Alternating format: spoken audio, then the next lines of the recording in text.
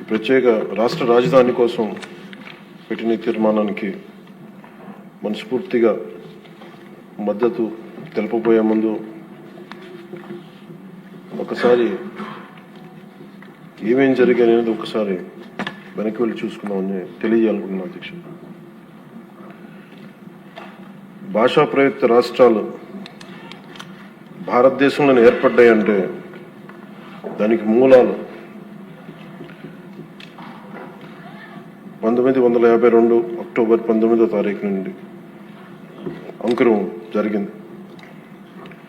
51 సంవత్సరాల వయసులో 58 రోజులు ఆమరణ నిరాహార దీక్ష చేపట్టిన పొట్టి శ్రీరాములు గారి త్యాగ ఫలితం ఆంధ్ర రాష్ట్ర ఏర్పాటు. దానిని ఆధారం చేసుకొని అనేక భాషా ప్రయుక్త రాష్ట్రాలు ఏర్పడ్డాయి. మన దురదృష్టం అప్పుడు రాష్ట్రం ఏర్పాటు అయినప్పటి నుంచి 1953 అక్టోబర్ 1 కర్నూలు రాజధానిగా ఏర్పడినప్పటి నుంచి ఈ రోజు దాకా ఇంకా మనం రాజధాని గురించి కొట్టుకుంటున్నాం. ఇక్కడ ఉండాలా అక్కడ ఉండాలా. పొలిటికల్ స్టెబిలిటీ, స్థిరత్వం ప్రజలకి చాలా చాలా అవసరం. నేనే హైదరాబాద్కి రాబోయింది అధ్యక్ష. మేము చెన్నైలో ఉండేవాళ్ళం. ఫిల్మ్ ఇండస్ట్రీ అక్కడ ఉండింది. మేమందరం ఏం నమ్మామంటే ఇది మా నేల, మా తెలుగు రాష్ట్రం, మా ఆంధ్ర రాష్ట్రం.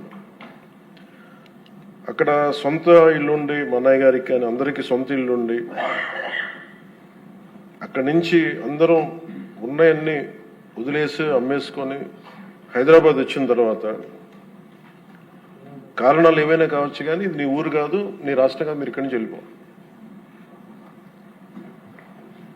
పొలిటికల్గా వెళ్ళిపోవాలంటే ఇది కేవలం ఒక రాజకీయ నాయకుల వరకే గొడవ ఉంది, కేవలం శాసనసభ్యుల మధ్య గొడవ ఉంది అంటే అది వేరేగా చూసేవాళ్ళమే. కానీ సగటు ప్రతి ఆంధ్ర పౌరుడి మీద దాని ఫలితం దాని ప్రభావం చూపించింది. నాకేమనిపించిందంటే ప్రత్యేకించి చిన్నప్పటి నుంచి అందరం దేశం అంటే ఇష్టం, జాతీయ భావాలు, నేషనలిజం ఈ భావాలతో పెరిగి భాష కానీ కులం కానీ మతం కానీ ఇవన్నీ మనకు చాయిస్ లేవు, ఇక్కడ పుట్టామనుకుంటాం. కానీ లోపల భావం అంతా జాతీయతే ఉండేది, జాతీయ భావాలే ఉండేవి అందరు. అలాంటిది ప్రాంతీయత, ఉప ప్రాంతీయత, రీజనలిజం, సబ్ రీజనలిజం తోటి మళ్ళీ ఇక్కడికి వచ్చేటప్పటికి నాకు గుండె లోతులోంచి ఉద్వేగం, ఆవేదన కలిగి జనసేన పార్టీని స్థాపించడం జరిగింది. అలాంటి సందర్భంలో తెలంగాణ అంటే ఇక్కడ ఉన్న లోకేష్ గారు కానీ, నాదెండ్ల మనోహర్ గారు కానీ, గౌరవ మంత్రివర్యులు, సహచర మంత్రివర్యులు ఇద్దరు కూడా తెలంగాణలో పుట్టి పెరిగిన వాళ్ళు.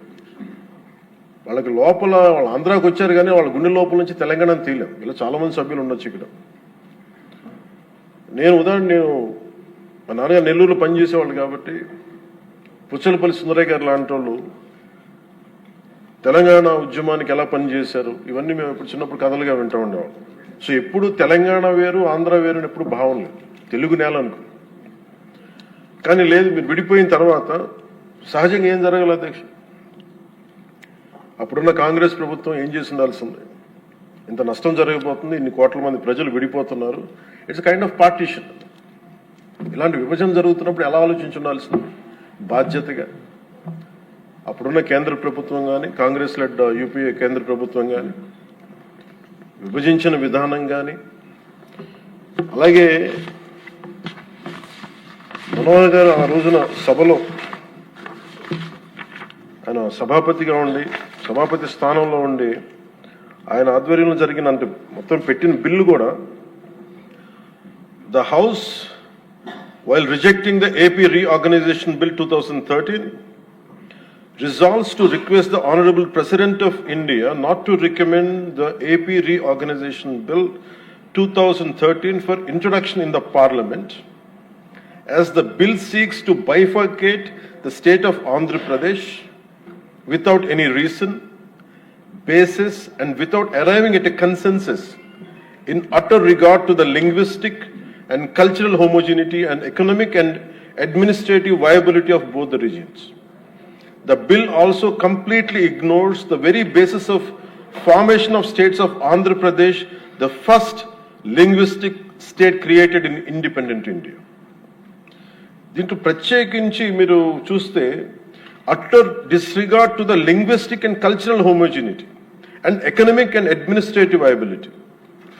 ఇందాక లోకేష్ గారు చెప్తున్నప్పుడు కనీసం ఆఫీసులు కూడా లేవని ఫోటోలు చూపిస్తా ఉంటే, నేను అప్పుడు ముఖ్యమంత్రి గారిని కలవడానికి వచ్చినప్పుడు ఆయన ఆఫీస్ చూశాను.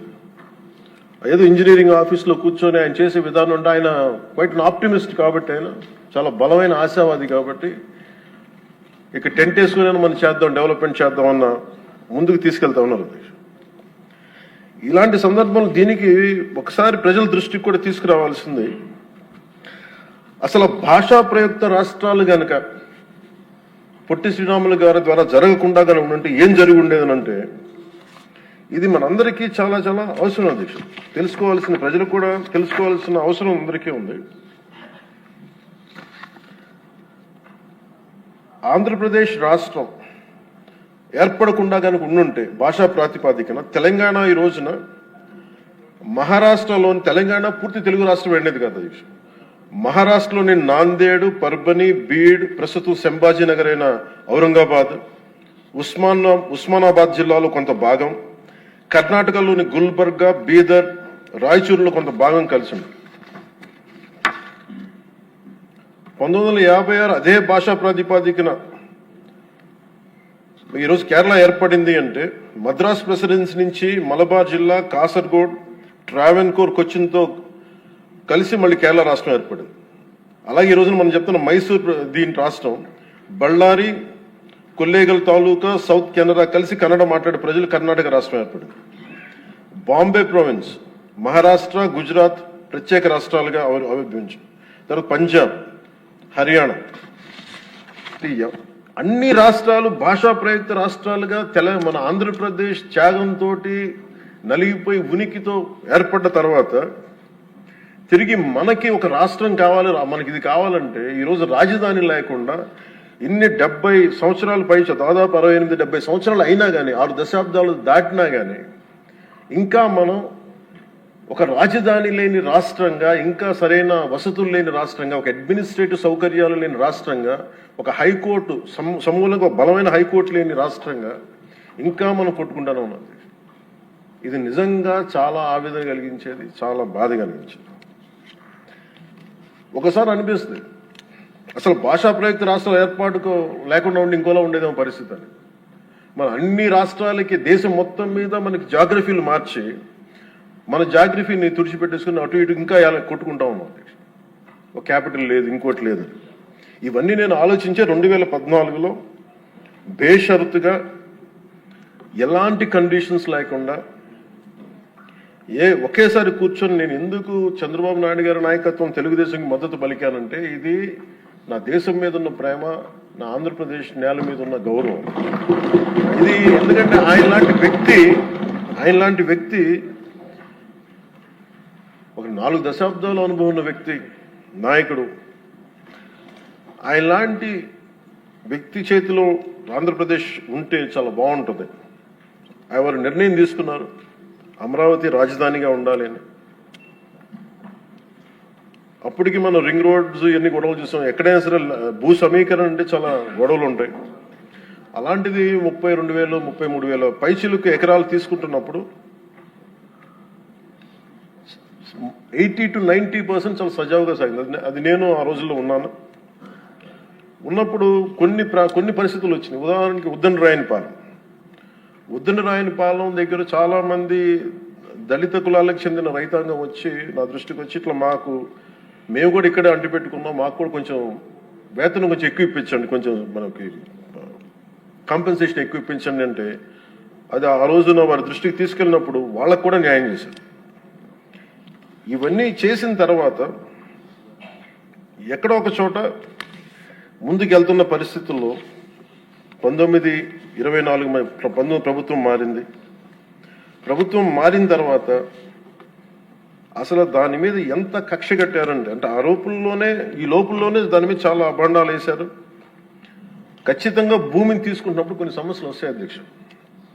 అయిష్టతో ఉన్నవాళ్ళు ఉంటారు, మొత్తం 100% సంతోషంగా ఎవరు, కానీ మెజారిటీ ప్రజలు మటుకు ఇష్టాపూర్వకంగా ఇచ్చారు. అందరూ నాలాగే నేను ఎలా అయితే వచ్చానో మన రాజకీయాల్లోకి మన ఉనికిని కోల్పోయాం, ఆంధ్రప్రదేశ్కి ఉనికి లేదు, రాజధాని లేదనేది నేను అమరావతి జిల్లా సంబంధించిన రైతాంగం అందరితో మాట్లాడితే చాలా ఎక్కువ శాతం మంది మా ఇష్టం తెస్తున్నాం. ఇక్కడ మేము నేల పోగొట్టుకున్నాం, హైదరాబాద్ పోగొట్టుకున్నాం, మేము ఇస్తాం అని చెప్పి చాలా మంది సంతోషంగా ఇచ్చారు. ఇందాక కేశవ్ గారు చెప్పినట్టుగా ల్యాండ్ తీసుకోవాలంటే గొడవలు వస్తాయి. అలాంటిది 30,000 పైన ఎకరాలు తీసుకుంటున్నప్పుడు ఎక్కడా కూడా ఎలాంటి ఇబ్బంది లేకుండా, గొడవలు లేకుండా, కేవలం సామరస్యపూర్వకమైన చర్చల ద్వారా, అంటే ఓన్లీ ఆ చర్చలు కూడా దేనికి సంబంధించి మాకు ఎంత కాంపెన్సేషన్ ఉంటే మాకు ఎటువంటి దానివల్ల గౌరవ మంత్రి నారాయణ గారి ఆధ్వర్యంలో చాలా సానుకూలంగా సాగింది. పరిస్థితులు ఏమైనప్పటికీ 1924 మధ్యలో ప్రభుత్వం రాలేకపోయింది, ఆ రోజునున్న ఆ ప్రభుత్వం రాలేకపోయింది. వచ్చినప్పటి నుంచి అసలు ఎలాంటి గొడవలు జరిగినాయి అంటానికి చాలా మీకు ఎంత బాధ కలిగించే అంశాలంటే, ఇంట్లో నుంచి బయటికి రాని ఆడవారు అసలు బయటికి రావాలంటే ఆలోచించేవాళ్ళు. అలాంటి ఆడపడుచుల మీద కష్టం, శారీరక శ్రమ తప్ప వాళ్ళ ఒంటి మీద వాళ్ళ శారీరక శ్రమ తప్ప ఇంకేమీ తెలియని వాళ్ళు వీళ్ళందరూ ఇష్టంతో పొలాలు ఇస్తే ఈరోజు ఇక్కడ రాజధాని లేదు, ఇక్కడ ఉండదు అనే ఒక గత వైసీపీ ప్రభుత్వం చేసిన దీనికి నాకు జనసేన పార్టీ కార్యాలయంకి వచ్చి ఆడపడుచులు ఎలా దెబ్బలు కొట్టారు, పోలీసులు ఎలా కొట్టారు అనేది నాకు ఇది వివరించే దృశ్యాలు అధ్యక్ష. అలాగే ఎలాగ వీళ్ళని వచ్చి ఎన్ని రకాల కష్టాలతో ఉన్నాం, మాకు ఏం చేస్తున్నారు అనేది మా జనసేన పార్టీ ఆఫీస్ దృష్టికి తీసుకొచ్చారు. ఆవిడకి ఇక్కడ చూస్తే మీకు ఆవిడ ఎలా కొట్టారు పోలీసులు అనేది ఆవిడ ఏడుస్తుంది. నేను ఇంట్లో నుంచి ఎప్పుడు బయటికి రాలేదు, నా బిడ్డల భవిష్యత్తు కోసం ఇస్తే నన్ను ఎలాంటి దారుణంగా కొట్టారు చూడండి అని చెప్పి మేము చెప్పుకోలేకపోతున్నాం, మేము కూర్చోబెట్టి ఎక్కడెక్కడ కొట్టారు మీకు చెప్పలేకపోతున్నాం అనేది ఆవిడ చాలా హృదయ విదారకంగా చెప్తుంది. ఈయన పాపం పనిచేసుకున్న రైతే, ఆయన మాకు ఎందుకు కాంపెన్సేషన్ ఇవ్వట్లేదు అని అమరావతి గురించి ఎందుకు మీరు కంటిన్యూ చేయారంటే ఆయన మీద దాడి చేసి రిపీటెడ్గా ఆయన కొట్టింది ఆయన చూపిస్తున్నారు. ఇదే చూస్తే ఇక్కడ ఈ ఆడపడుచున్నాడు,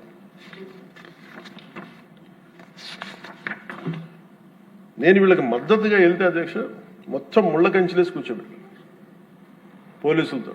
ఈరోజు చూస్తున్న అమరావతి కానీ ఈరోజు చూస్తున్న ప్రాంతం కాదు, ఒక యుద్ధ వాతావరణం ఉండేది, గుబులు వాతావరణం ఉండేది. చట్టసభల్లోనే ఇందాక లోకేష్ గారు చెప్తున్నట్టుగా చట్టసభలోనే దాడులు చేసే పరిస్థితిలో ఉన్నప్పుడు, ఇంకా బయట శాసనసభ్యులకే రక్షణ లేనప్పుడు, ప్రతిపక్ష నాయకులుగా ఉన్న చంద్రబాబు గారికి రక్షణ లేనప్పుడు, ఇంకా సగటు రైతుకి ఏ రక్షణ ఉంటుందో మీరు ఊహించుకోగలరు. అలాంటిది మేము కూర్చోబెట్టి బయటకు వస్తే అధ్యక్ష మొత్తం ముళ్ళ కంచెలు వేసి మమ్మల్ని ఇక్కడ కూర్చోబెట్టి మీరు 15 నిమిషాలు కూర్చుంటే వెళ్ళిపోతామంటే ఇంకా నాకు విసుగొచ్చి గొడవ పెట్టుకొని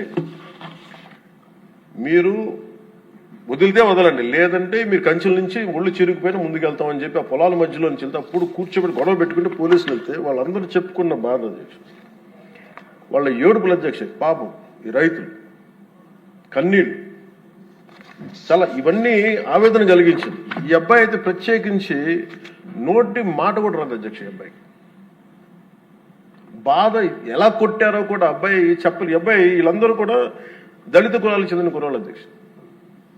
ఈ అబ్బాయికి మాట కూడా రాదు, ఏడుస్తా అంటే ఏం చెప్పాలో తెలియట్లా, భాష లేదు ఆ భావానికి, ఆ ఏడుపుకి, ఆ వేదనకి భాష లేదు. ఆ సైగలతోటి ఆ రాని వచ్చిన ఒక మోగ గొంతుతోటి మాట్లాడుతుంటే నా గుండె కరిగిపోయింది. రైతాంగం అందరూ వచ్చి మమ్మల్ని రిపీటెడ్గా మాకు హెల్ప్ చేయండి, మీరు నిలబడాలంటే ఇవన్నీ కూడా నేను అప్పుడు మేము అలయన్స్లో ఉన్న భారతీయ జనతా పార్టీ కేంద్ర నాయకత్వం దృష్టికి తీసుకెళ్ళి ఆ రోజున జనసేన పార్టీ నుంచి చాలా బలంగా నిర్ణయం తీసుకున్నాం. ఆంధ్రప్రదేశ్కి ఉండేది ఒకే ఒక రాజధాని, అది అమరావతి అవుతుంది. అది మేము చాలా క్లియర్ కట్గా మేము చాలా బలంగా తీసుకున్నాం అధ్యక్ష.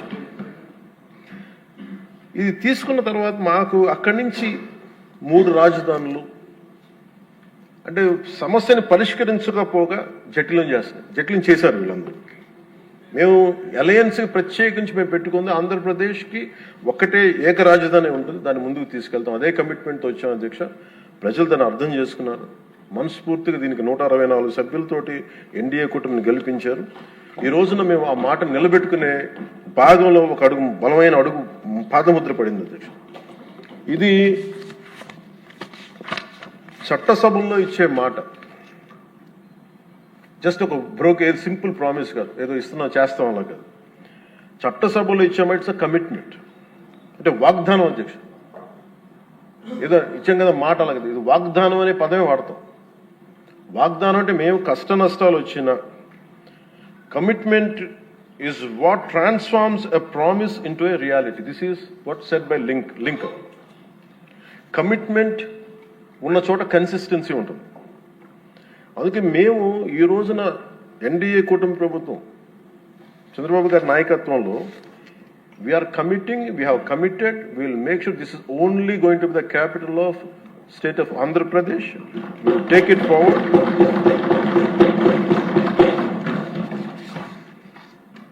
ఎందుకంటే మా ఇంటెంట్ చాలా చాలా క్లియర్గా ఉంది. ఇట్స్ నాట్ ఎ సింపుల్ ఇంట్, ఇట్స్ ఎ కమిట్మెంట్ అధ్యక్ష.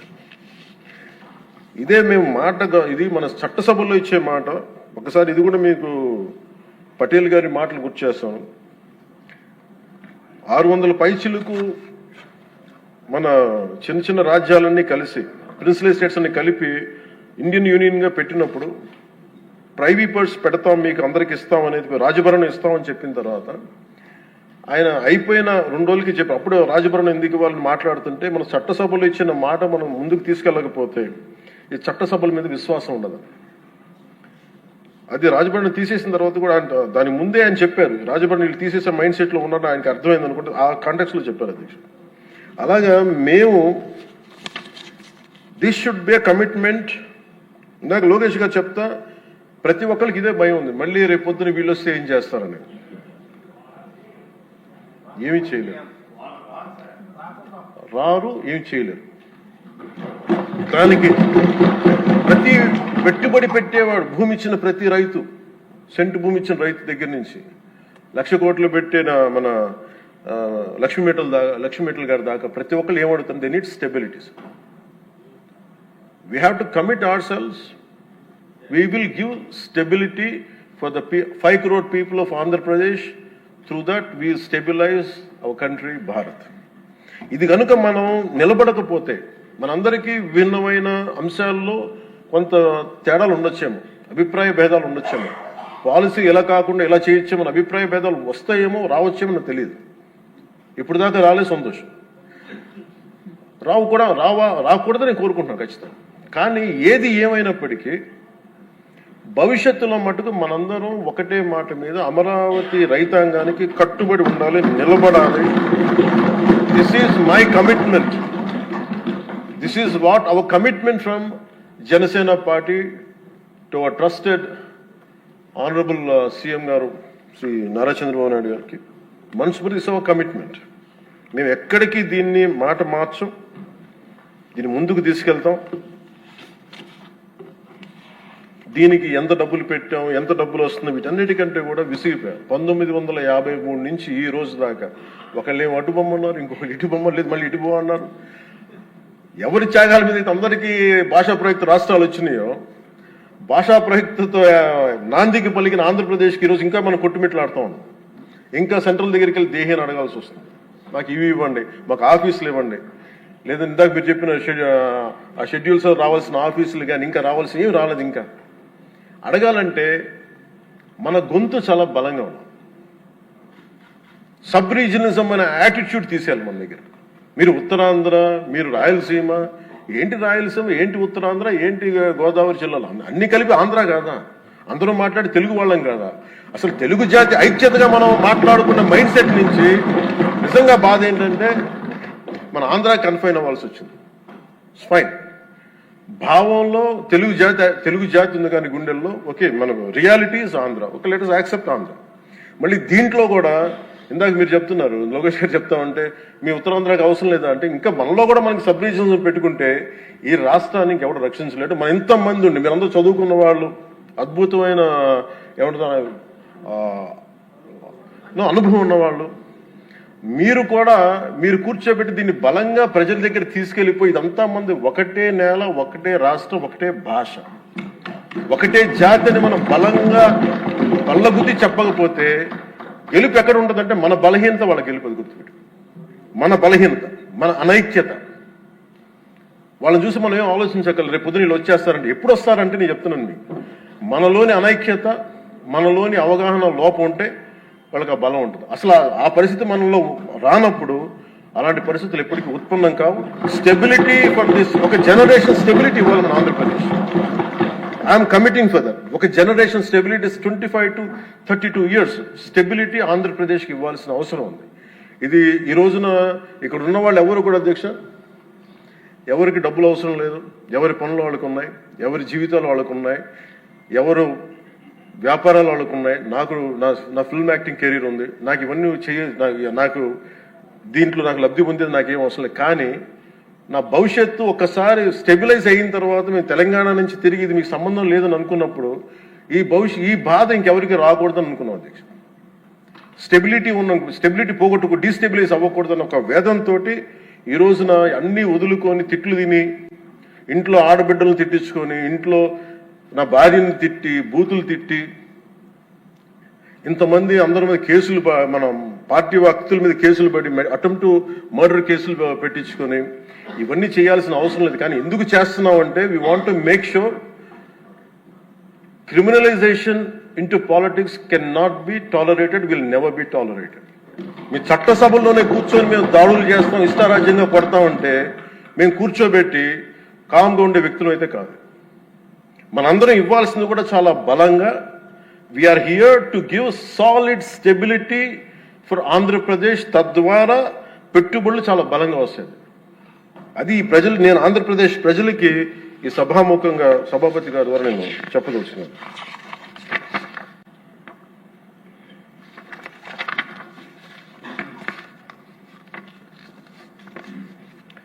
చంద్రబాబు నాయుడు గారి దగ్గర నేను ఒకటే చూశాను అధ్యక్ష.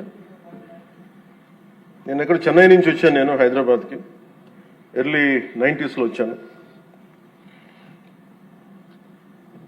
90s వచ్చినప్పుడు నాకు పుస్తకాలు చదివేటప్పుడు నాకు లీ క్వాన్ యూ గురించి తెలుసు. Founder president city state of Singapore. మేము చూస్తుండగా హైదరాబాద్ రూపురేఖలు మారిపోవడం నేను ప్రత్యక్షంగా చూశాను. మేము తిరిగిన మాదాపూర్ కొండల్లో కానీ, లేదంటే ట్రెక్కింగ్కి వెళ్ళిన కొండల్లో కానీ అసలు ఏమి రాదు, ఏం జరగదని, ఈ కొండల రూపురేఖలు మారిపోతాయా అనేది చాలా ఆశ్చర్యంగా అనిపిస్తే, మేము చూస్తుండగా రోడ్లు వెడల్పోయినాయి. అసలు ఇంత రోడ్లు జనం లేరు కదా, ఇంత రోడ్లు దేనికి అనుకునేవాళ్ళం. అంటే 4 కార్లే కదా, 10 కార్లే వెళ్తాయి. బట్ ఆయన అందరినీ అప్పుడు పేపర్ బాగా చదువుతుంటే మాకు అర్థమేది. ఆయన అందరూ అంటూ ఉండేవాళ్ళు మాటలు, ఏంటి వరల్డ్ బ్యాంకుతో కుమ్మక్కైపోయి చేశారంటే అది ఈజీగా ఉంటుంది ఆ మాట అనేయటం.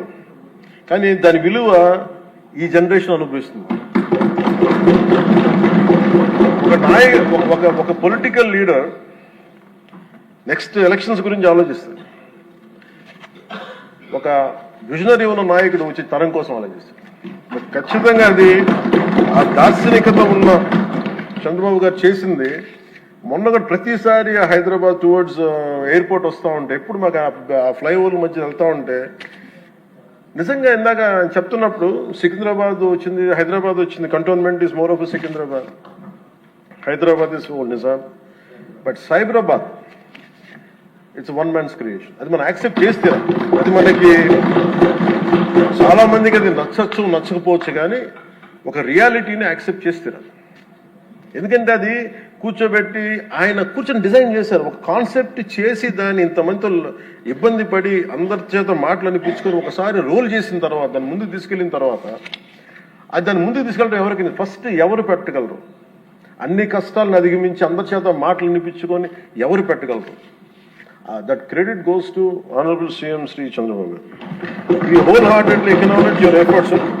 We wholeheartedly acknowledge your vision. My commitment to you is that we will stand by. మీరు అక్కడ హైదరాబాద్కి ఎంత కమిటెడ్గా చేశారో ఈ రోజున పెట్టుబడులు వస్తుంటే మన అమిత్ షా గారితో గౌరవ హోంమంత్రి అమిత్ షా గారితో మాట్లాడుతున్నాం మన మధ్య ఢిల్లీ వెళ్ళినప్పుడు. ఆంధ్రప్రదేశ్ చాలా చాలా రాష్ట్రం దేశంలోని అన్ని రాష్ట్రాల కంటే కూడా ఎక్కువ పెట్టుబడులను ఆకర్షిస్తుంది. దీని ఫలితాలు మీరు ఇంకొద్ది ఇప్పుడు కనిపించకపోయినా కానీ భవిష్యత్తులో మీకు చాలా అద్భుతమైన స్టేట్ కింద వస్తుంది అని చెప్పి మన అందరికీ మనస్ఫూర్తి వారి అభినందనలు తెలుసు. అలాగే ఈ రోజున కూటమి ప్రభుత్వం అధికారంలోకి వచ్చిన వెంటనే అమరావతి రైతులకు ఇచ్చిన మాట నిలబెట్టుకుంటూ రాజధాని నిర్మాణ ప్రక్రియను పునఃప్రారంభించాం. 25 మే 2వ తేదీన గౌరవ ముఖ్యమంత్రి శ్రీ చంద్రబాబు నాయుడు గారి నాయకత్వంలో గౌరవ ప్రధాని శ్రీ నరేంద్ర మోదీ గారి చేతుల మీదుగా పునర్నిర్మాణం పనులు ప్రారంభించాం. మౌలిక సదుపాయాల అభివృద్ధిని వేగవంతం చేశాం. వరల్డ్ బ్యాంక్ ఏడీబీ నుంచి 15,000 కోట్లు, హడ్కో నుంచి 11,000 కోట్లు, నాబార్డ్ నుంచి 7,387 కోట్లు సమీకరించి పనులు చేపట్టాం. రాజధానికి పెట్టుబడులు రాక మొదలైంది. ఒకేసారి 15 జాతీయ బ్యాంకులు తమ కార్యాలయాల ఏర్పాటుకి శ్రీకారం చుట్టాయి. మరో 28,000 కోట్ల పెట్టుబడులు వచ్చాయి. అమరావతి ఒక సాధారణ రాజధాని కాదు, ఇది ఒక ప్రజా రాజధాని. ప్రపంచ శక్తిగా రూపుదిద్దుకోనున్న రాజధాని అమరావతి ఆంధ్రప్రదేశ్ రాష్ట్ర శాశ్వత రాజధాని.